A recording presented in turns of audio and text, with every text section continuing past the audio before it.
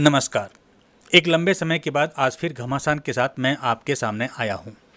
बार बार एक सवाल दिलो दिमाग में घूम रहा है कि यदि कोई व्यक्ति एक किसी दूसरे व्यक्ति पर आरोप लगाता है तो समझ में यही आता है कि ऐसा नहीं हो सकता, ये झूठ बोल रहा है।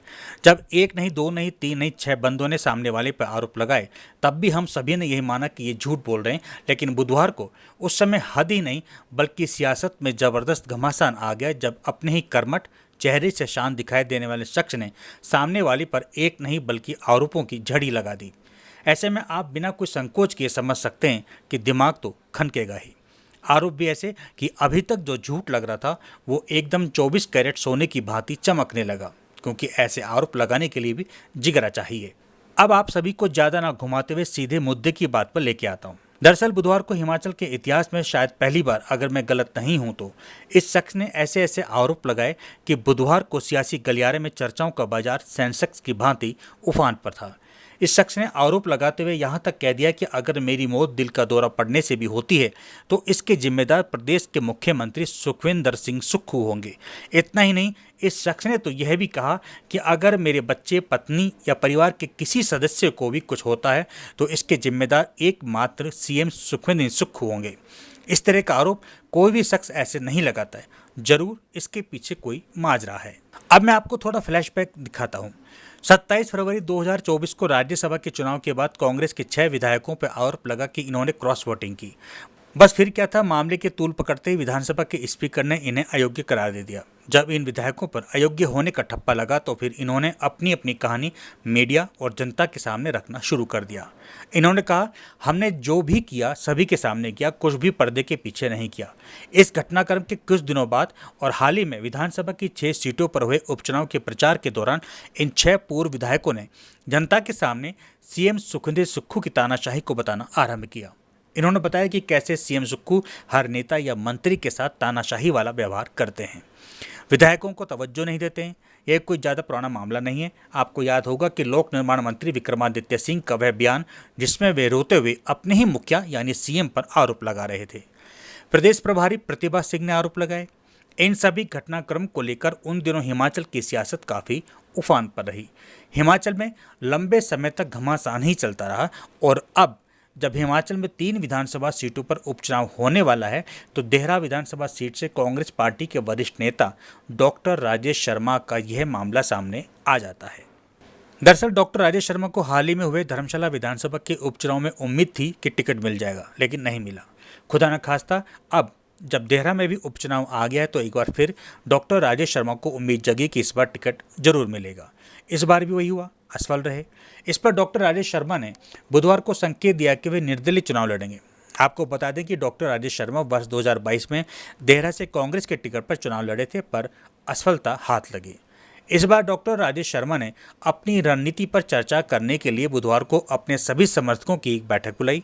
जब राजेश शर्मा ने अपने समर्थकों को संबोधित करते हुए कहा, मुझे कुर्सी की लालसा नहीं है, लेकिन मैं देहरा के लोगों के साथ विश्वासघात नहीं कर सकता। इसके बाद राजेश शर्मा अपनी निराशा और हताशा को व्यक्त करते हुए ऐसे भावुक हो गए कि अचानक उनकी तबीयत खराब होगी और उन्हें देहरा के सिविल अस्पताल में भर्ती कराया गया, जहां उनका उपचार चल रहा है। बताया जा रहा है कि अब उनकी तबीयत स्थिर है।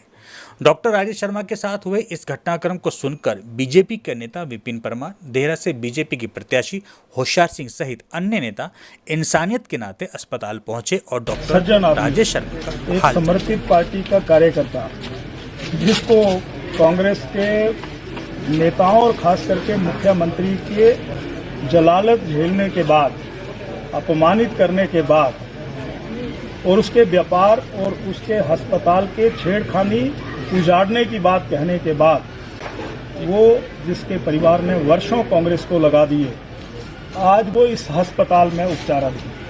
तो ये कैसी सरकार है? संवेदनहीन सरकार। जहां अपने पार्टी के नेताओं को नहीं बख्शा गया, वहां जनता तो बहुत दूर की बात है। इसलिए आज संवेदना के नाते, मानवता के नाते हमारे साथी राकेश जम्वाल जी हैं, आप हमारे सीनियर एमएलए हैं, हमारे श्री होशियार सिंह जी सीनियर एमएलए और इस समय फिर चुनाव लड़ रहे हैं। हम सिर्फ उनको देखने के लिए और इसलिए कि कई बार व्यक्ति व्यक्तियों से मिलता है तो उसका कष्ट और दुख दूर हो जाता है, इसलिए हम देहरा विधानसभा में होने वाले उपचुनाव के लिए डॉक्टर राजेश शर्मा को कांग्रेस पार्टी का प्रबल दावेदार माना जा रहा था। वहीं उपचुनाव से पहले ही डॉक्टर राजेश ने देहरा विधानसभा क्षेत्र में अपना चुनाव प्रचार भी शुरू कर दिया था, लेकिन कांग्रेस ने इनका टिकट काटकर सीएम सुक्खू की पत्नी कमलेश ठाकुर को दे दिया। बताया जा रहा है कि जब डॉक्टर राजेश शर्मा अपने समर्थकों को जब संबोधित कर रहे तो फूट फूट कर रोने लगे। डॉक्टर राजेश शर्मा ने सीएम सुक्खू पर गंभीर आरोप लगाते हुए कहा, अगर मैं मर गया तो मेरी मौत की जिम्मेदार सीएम सुक्खू होंगे। इसके बाद उनकी तबीयत बिगड़ गई और उन्हें अस्पताल में भर्ती कराया गया। डॉक्टर ने बताया कि उन्हें पैनिक अटैक आया है।